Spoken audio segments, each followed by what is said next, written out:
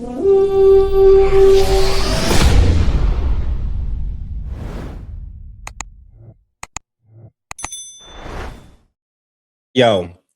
what's actually the vision for the Minnesota Vikings? Because right now, I'm a little confused. All week long, we've been hearing about multiple reports coming out of the NFL Combine, and I get it. It's the first time the offseason where you got agents, front office execs, coaches, scouts, all getting together once. So you start hearing a lot of rumors, all kind of things coming out of the combine. But honestly, a lot of the things I heard from the Minnesota Vikings have not made a lot of sense to me. And the thing about it is this is the time where you should start seeing some things start take its course, and you can kind of figure out and get some inclination of what this team wants to be down the line. But instead, a lot of the rumors feel inconsistent, hollow, and honestly, in my opinion, it's really fucking disappointing. Now, we're hearing about the releases, quarterback drama, potential trades, all that. That's understandable. But my issue is we're not sure if the Vikings really have a clear cut vision for the future. So that's the question we're talking about today. Do the Minnesota Vikings actually have a long term vision? Or are they just playing it year by year and trying to stay in win now mode? So, with that being said, man, let's get into it. Now, first off, what we got to talk about is this: the cap casualties have begun. Now, these are the first dominoes that fall during the offseason because before you can actually go out there and sign free agents or, you know, redo restructures or, give players new contracts or extensions, you got to make sure that you're cap compliant first. So, one of the first dominoes that's fallen for this team, well, two of the first dominoes that have fallen for this team is basically Aaron Jones and Jevon Hargrave have been notified that they will be released pending anything coming up on the trade market. Now, I expected this. A lot of you out there expected this, but like I said earlier, this is the first move. This is the first domino that's falling, and I actually get it.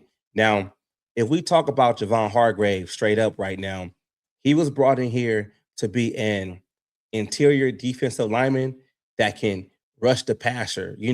Something that we said we wanted for the past couple of seasons that this defensive line and overall team has been lacking. But if we really be honest and we look into how Javon Hargrave, started the season and finished, his snap counts dwindled every game, and he basically became a backup player. And for the money that the Vikings were paying him, you weren't paying him to be a backup player. You had other defensive tackles, or defensive linemen. 'Cause I know some people will say, "Oh, it's a 3-4, so he could be a DN, whatever." We're not going to get into the metrics of the 3-4 defense and the 4-3 defense as of right now. So we're just going to say defensive linemen. Other defensive linemen like Levi Drake Rodriguez, who kind of share similar snaps, and we saw an emergence of Jalen Redmond, which kind of made Hargrave expendable. Now, I was with the whole Hargrave situation, you know, last offseason because I thought, being paired with Harrison Phillips, and we know how that ended, during the offseason last season, right before, the season began, they end up trading him. I thought he would be a person that can come in here and give the Vikings something that they didn't have. But he didn't perform up to snuff, and he basically became a backup player. Now, when we also talk about Aaron Jones, y'all know how I feel about running backs.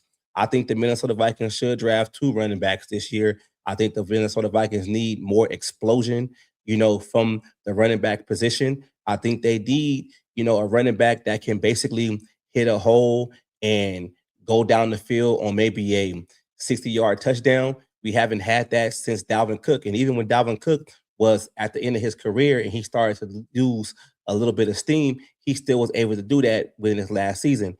Aaron Jones, I give him much respect. He's been solid, but some of y'all know how I feel about it.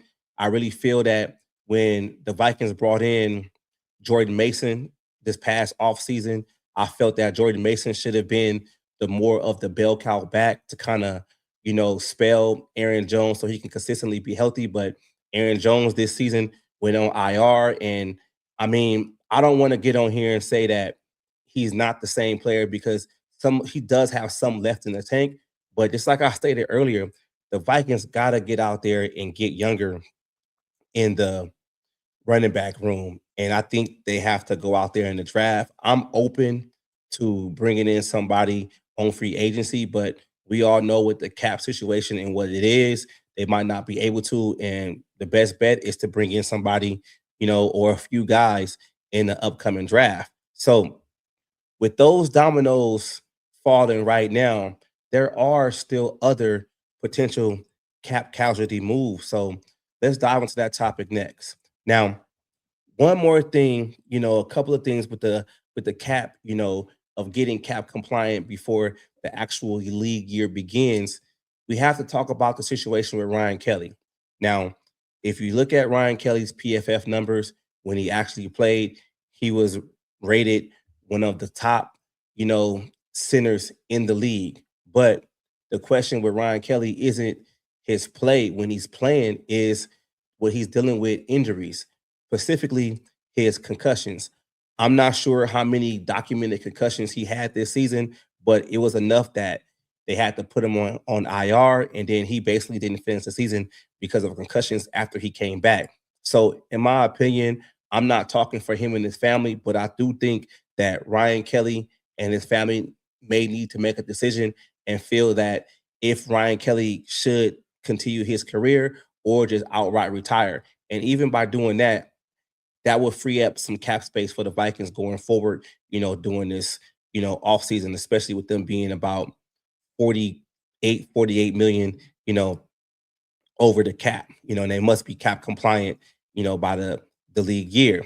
So another thing, well, not another thing, sorry, another player that brings up to mind when we're talking about other potential cap casualties, there's word out there that the Vikings are expressing to release or trade Jonathan Allen. Now, the thing with Jonathan Allen is the way his contract has structured, you're going to eat maybe like 17 million, in dead money if you outright cut him.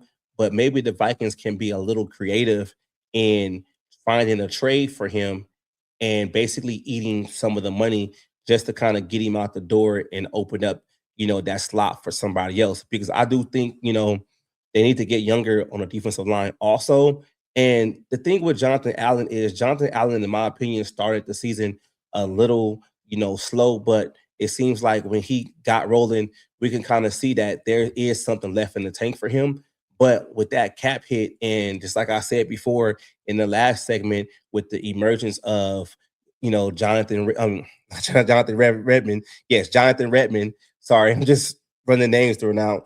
But the emergence of Redmond, he kind of makes Allen expendable also, especially with that cap hit. So I really don't know, but I think the Vikings, I think when it comes to the cap situation, they are in good hands with Brzezinski because Brzezinski has been here before.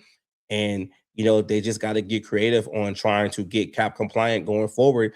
So if we pair, a lot of these moves together, all four moves that can potential happen if, if and when basically they release Aaron Jones and release Jevon Hargrave, and maybe they can get a trade out there for Jonathan Allen and, either figure out what's going to happen with Ryan Kelly, either he's retired or the Vikings outright release him because of the injury history and concerns for his concussions. That can free up a lot of cap space. They can be, almost, under the salary cap to get things going to start, this off season. And I think that's something that needs to get done. And when we talk about, especially those two moves, with the defensive, tackles with Hargrave and Allen, a lot of us out there, in the Viking world, we were up in arms for those decisions. But sometimes, with the front office, they make moves one off season and everything looks good. When we got brought in Jonathan Gennard and Andrew Van Ginkel and Blake Cashman in one season, and it changed the whole scope of the defense. I think the Vikings had the same, idea with Hargrave and Allen, and it just didn't work out. I just really think one of the things that kind of didn't work out for the Vikings was letting Harrison Phillips go. I think Harrison Phillips on that defensive line, especially with him stopping the run, that was something that the Vikings actually lacked this season. And I think they made that mistake, you know, with letting him go before the season started. And while the veterans may be leaving and some guys, have their careers, on a seesaw right now, we do got to get into this. And this is a great transition. TJ Hockenson. Now, TJ Hockenson, his status update coming out of the NFL combine is basically this. TJ Hockenson will be back next season for the Minnesota Vikings. Now, I'm not sure if they restructure his contract, and move some money around to make his cap hit a little bit lower, or they give him an extension to do the same thing, move some money around there and give him an extra year. But this is something that has been a hot topic with Viking fans because we know TJ Hockenson hasn't been the same player ever since his horrific knee injury versus the Detroit Lions. And I'm not the one that's going to get on here and you know continue to be like, oh, TJ Hockenson, he's okay, he's the same player. I know he's not the same player. The explosion is not there, but we do have to understand that TJ Hockenson, as a tight end within this Kevin O'Connell offense, does a lot more than just catch passes. And I get some people out there that are saying, like, we already have, Josh Oliver on the roster. We can just move Josh Oliver to that tight end one position and, we should be okay. And then move everybody up. Like Hockenson should just basically be cut. I just think like as from a fan and from a fan perspective, we don't look at all the intangibles that go into, playing a tight end position, the chipping, the actual blocking, on run downs and, to actually like being a decoy sometimes because even though TJ Hockenson hasn't been the same player, he's still somewhat of a threat. But we do have to be honest with all of that too. You're a tight end in this league and you see other tight ends excelling, catching the ball down the field and X, Y, and Z. I just think as of right now, it's in the best benefit of the Minnesota Vikings to figure out the contract situation with TJ Hockenson and basically give it one more go to see if he can actually be the anything close to the same player he was and kind of like a prove it deal, a prove it year basically. And if that happens, then maybe you can trade him or give him another contract for another 2 years, something like that. But I just think like with the current cap situation and the Vikings having way more holes on both sides of the ball, especially the defense, I think the last thing you want to do is let TJ Hockenson go and then have another need to fill. So that's just how I see it. And I know some people out there are like, well, they can just get somebody in the draft. You you're not gonna get a person that does everything TJ Hockenson does in the draft off top. You're gonna have to develop them. And we already know this team has issues with developing young players, and that's not something I really want to see as of right now. So just like I said earlier, in my opinion, the best bet is to figure out something with his contract, give him a prove a year, and go from there. And then, maybe you can draft a tight end later, in these rounds in this draft and figure out something. But that way, you still have that staple and number one tight end on your roster as TJ Hockenson. But we have to get to it. The elephant in the room. And I know I started with the other two topics first with the cap and everything like that, but we have to get into the quarterback issues, the quarterback room developments. Now, man, the quarterback conversation, in my opinion, has been complete chaos this offseason. Like we've been hearing multiple reports coming outside of the Vikings organization before the combine. Where basically they had the press conference. The last time we saw Quasi, as the general manager, him and Kevin O'Connell were basically talking about they wanted to bring some kind of competition to this quarterback room. Either a veteran or somebody younger. Like they just wanted to basically have a higher floor of quarterback play going forward. Now, I get that.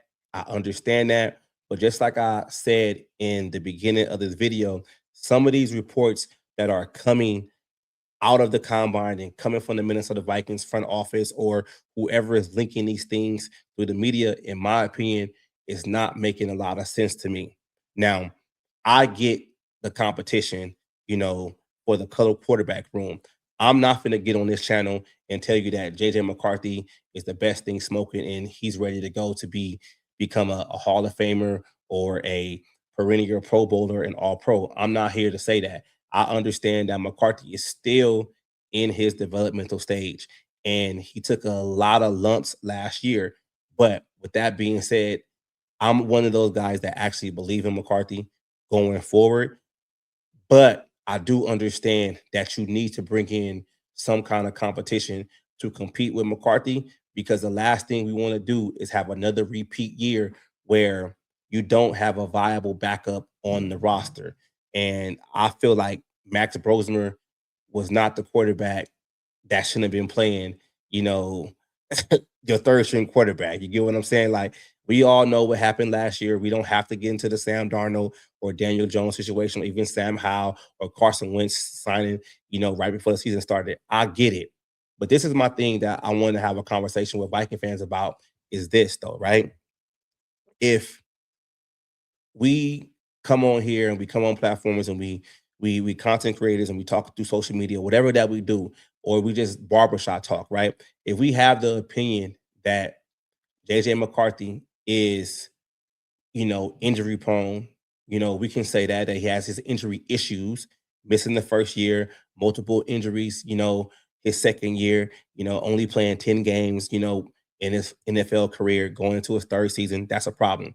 We can say McCarthy has injury concerns. And we can also pair that with the fact that McCarthy, when he did play, he was not great. He was rated one of the worst quarterbacks in the league. Now, if we agree on that McCarthy is those two things, well, let's say three things. First off, McCarthy is a young developing quarterback that has injury issues. And when he played, he was bad.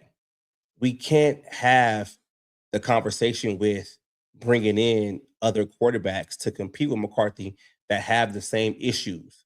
I feel like if we're bringing anybody in to replace McCarthy as the starter or give him some competition, we need to be making it somewhat of a upgrade. You get what I'm saying? And this is how I look at it, right? If if we talk about the situation with Kyler Murray has been injured on and off the field the past 4 seasons. And when he's actually played, he has not been that great. Then we have Geno Smith, that's being linked to the Vikings, who's a veteran, who, in my opinion, has only had one pop-up year since he was drafted by the Jets back in the day. He had one great year with Seattle, and then everything else kind of, tail finned and went to shit basically, especially with the Raiders. So he had bad quarterback play. You got Tua Tagovailoa coming in here, another quarterback that's relatively young, but has injury concerns, and he had bad quarterback play. So what I'm trying to say is this: is like, oh, let's talk about Anthony Richardson also before I get into that. To my opinion on this, Anthony Richardson, a young quarterback that's still in his development stage, that basically has injury concerns, missed the whole year because of injury, ended the season, his first year because of shoulder injury. And when he played, he actually was bad. These are the quarterbacks that are being linked to the Minnesota Vikings as of elevating the quarterback room that people see as a potential upgrade to McCarthy. Now, we can't do that because all you're doing is exchanging the bad traits from one player to another. I get it. I get it. And I keep saying it over and over again, with the situation of I understand that the Vikings do need to have some kind of veteran presence in that quarterback room. But some of the names that's being brought up don't make sense. And the one thing about Anthony Richardson is I get it. I get it, right? He hasn't really played a lot. He's only played 17 games. And you got some people out there that's, oh, McCarthy played 10 games. He's injury prone. Anthony Richardson is the same thing. But the thing about Richardson that I believe that he's so young still that if he gets to a right organization, that maybe he can, pop, and the right coaching staff can unlock his potential, because a lot of the potential that he has, the raw athleticism is still there. So that's something that I'm intrigued about if he came to this roster.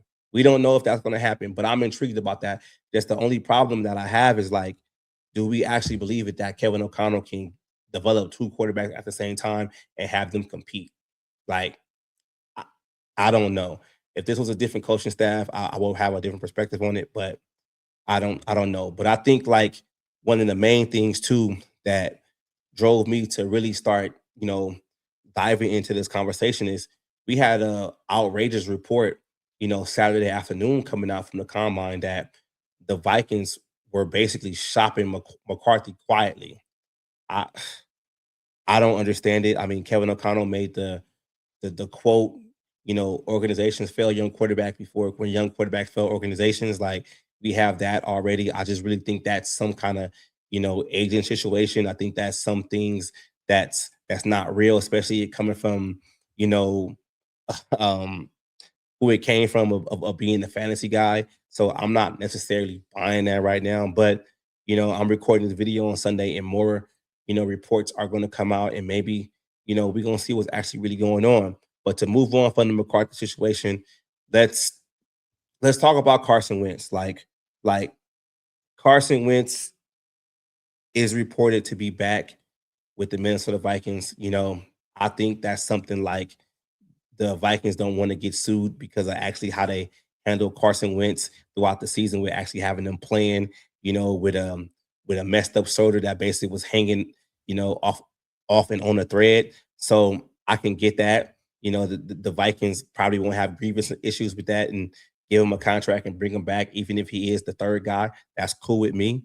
Um, but it makes sense. It makes sense. But like I said before, I'm not sure that bringing back Wentz is actually the last piece to this quarterback room. They're going to do more. It's just only a matter of time, and what the salary cap dictate, or if other teams, come into play and stuff like that. But I just I'm really tired of this quarterback conversation, and it's just starting to get, really exhausting for me, because I just feel like we are in going into year 5 with Kevin O'Connell with this regime. And I understand Quasi is not there anymore, but Kevin O'Connell was actually brought in here to fix his quarterback situation with the Vikings. But if you look at it and if you compare it to the last couple of years with Mike Zimmer, we still had quarterback uncertainty, and we're still dealing with that right now.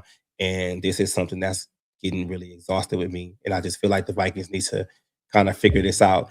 And in my opinion, the best thing that the Vikings could do is start McCarthy. Bring in a veteran just in case he gets hurt or the quarterback play is too bad to where he's unplayable. Bring in a veteran. I'm not going to give you a lot of names. I'm just saying bring in a viable veteran behind McCarthy. And if you want to bring in somebody at the back end to develop, that's cool. But the best case scenario is you let McCarthy play. And a couple of things can happen. One thing can be this: McCarthy plays well, he excels. Now you know he's a quarterback of the franchise, and he can do this for the foreseeable future. The next thing that could happen is McCarthy can go out there and get hurt again and be injured for the season. Now you know the injury concerns are actually real, and he can't stay healthy. So you know you got to move on from there.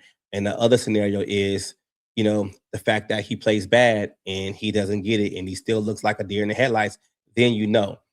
But the silver lining in both of the latter, if he doesn't, excel or he gets hurt, just let him play. And if you let him play and you don't try to be in win now mode, and you just, I'm not saying tank, but you let the shit play out, you might be in a better position next year's draft to draft another quarterback for the future, as a top pick in that draft. But the only thing that concerns me is kind of what I said earlier.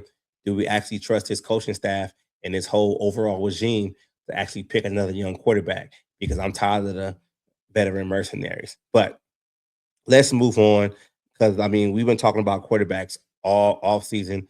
It's just getting, a bit exhausting. So let's move into this, right? So I have to talk a little bit about the NFL combine, and this is something that we didn't really talk about, for the past couple of days, had a few lives or whatever. But this is the thing with the draft, right?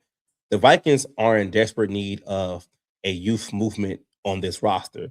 And I understand that this draft may not be the most sexiest draft out there for a lot of the big names that people have the potential of going out there and being superstars.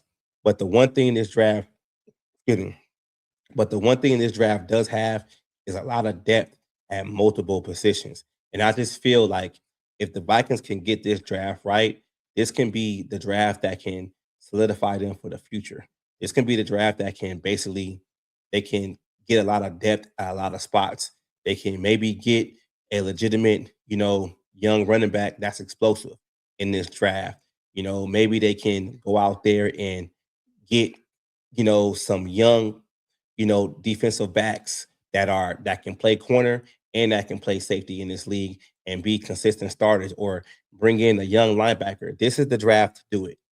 And they, I don't want to, just be like, oh, they have to get it right or else, but we know the writings on the wall with this regime. And, sometimes, it's the business, man. Like if you don't succeed and you don't, have, the numbers to keep, things going, then you might not have a job in this league. But this draft is extremely important to me because now you don't have the, you know, elephant in the room, or you don't have the general manager basically of Quasi Mensa being in charge to where if this draft doesn't work, you can blame it on Quasi or you can blame it on, Ryan Griggs. And that's what the whole talk of being for the past couple of seasons.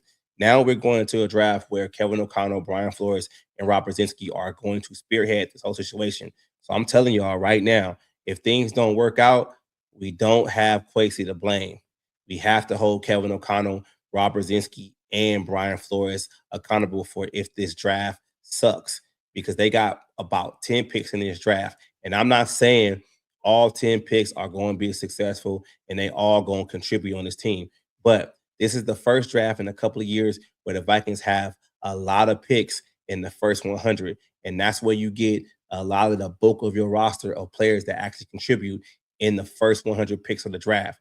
They got to get this shit right. So let's just keep it moving, man. And that's all I got for y'all, man. And I just know, right? Like right now, sometimes it might seem that I'm asking the Vikings for some kind of perfection. That's not it. My whole thing with this Viking situation right now, and why I feel confused and why I keep asking the question, like, what are they doing? Like, what's the vision? Is because some of us out here as Viking fans, we want clarity. You get what I'm saying? Like, I understood, Quasi being fired. I just didn't understand when they fired him. Pretty much felt like they shouldn't have fired him, earlier in the offseason directly after the Vikings, finished their last game. Like, why would you wait knowing you had this whole offseason coming up? So I got it. But I'm over that now. But these moves and some of this chatter that's coming out of the combine, coming from the media, coming from the Vikings organization in front office and TCO, it has to start making sense. And I'm just real big on the situation of, are the Vikings trying to make moves just to win now, or are they trying to make moves to win in the future? We know quarterbacks drive this league. The Vikings cannot continue to be a franchise that has multiple mercenary veteran quarterbacks coming here just to have one pop-up season, go somewhere else, be successful there, and while the Vikings still haven't developed their, young quarterback of the future. If you look at this division, we in one of the top divisions in all football, the NFC North. Kevin O'Connell is the only coach in this division that has not won a playoff game. All the other teams in this division already know who's playing quarterback for their team. We're the only team that's still undecided on that. So I'm gonna leave y'all with that. If y'all got any comments and if y'all got, anything y'all want to talk to me about, feel free to hit me on X, hit me on Instagram. And, I'm getting that TikTok thing working a little bit too. I just got to start posting more short form videos, but I actually dig this whole, you know, long form thing, but that's all I got for y'all. So, you know, let me know, get in the comments, talk to me about it. So That's being said, let's go.